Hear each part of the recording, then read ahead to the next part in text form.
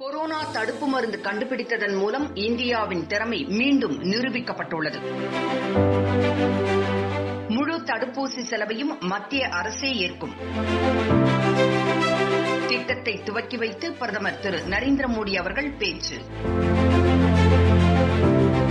கொரோனாவிற்கு எதிரான இந்திய தடுப்பு மருந்துகளான கோவிஷீல்டு, கோவேக்சின் ஆகிய மருந்துகள் பல கட்ட சோதனைகளுக்கு பிறகு வெற்றியடைந்தது. வெற்றிகரமான இந்த பரிசோதனைக்கு பின் இந்த தடுப்பூசிகளின் அவசர பயன்பாட்டிற்கு இந்திய தலைமை மருந்து கட்டுப்பாட்டு அதிகாரி அனுமதி அளித்தார். அதன் பின்னர் 2 கட்டங்களாக தடுப்பூசி போடுவதற்கான ஒத்திகை நடைபெற்றது. ஒத்திகைக்கு பிறகு இன்று நாடு முழுவதும் கொரோனா தடுப்பூசி போடும் பணிகள் தொடங்கியது. பிரதமர் நரேந்திர மோடி அவர்கள் இந்த பணியை டெல்லியில் இருந்து காணொலி வாயிலாக துவக்கி வைத்து பேசினார். அப்போது அவர் கூறுகையில், மனிதர்கள் ஒன்றை சாதிக்க வேண்டும் என்று நினைத்து விட்டால் அதனை சாதிப்பது ஒன்றும் இயலாத காரியம் அல்ல. இந்தியாவில் குறைந்த காலத்தில் ஒரு தடுப்பூசி அல்ல, 2 இந்திய தயாரிப்பு தடுப்பூசிகள் இந்தியர்களாகிய நம்மால் உருவாக்கப்பட்டுள்ளன. இந்த 2 தடுப்பூசிகளும் குறைவான காலகட்டத்தில் மக்கள் பயன்பாட்டிற்கு வந்துள்ளது.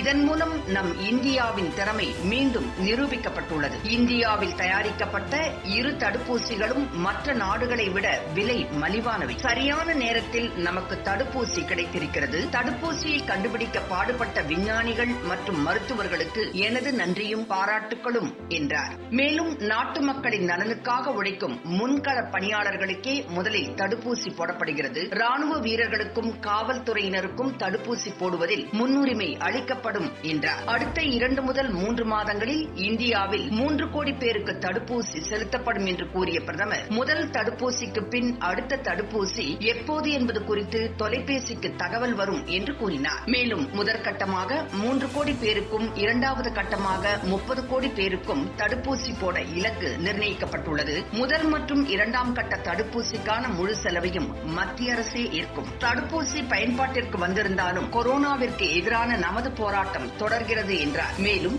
2 தடுப்பூசிகளும் பாதுகாப்பானவை என்று கூறிய அவர், கொரோனா தடுப்பூசி குறித்த வதந்திகளை தவிர்க்க வேண்டும் என்றார். இந்தியாவின் மருத்துவ அமைப்பு அதிக நம்பகத்தன்மை வாய்ந்தது என்று கூறிய அவர், தடுப்பூசி போட்டுக்கொண்டோம் என்ற காரணத்திற்காக முகக்கவசம் அணியாமல் இருக்கக்கூடாது என்றும் அறிவுறுத்தினார். நிலைமை முழுமையாக சீரடைய நாம் இன்னும் சில காலங்கள் எச்சரிக்கையுடன் இருக்க வேண்டும் என்றும் அறிவுறுத்தினார்.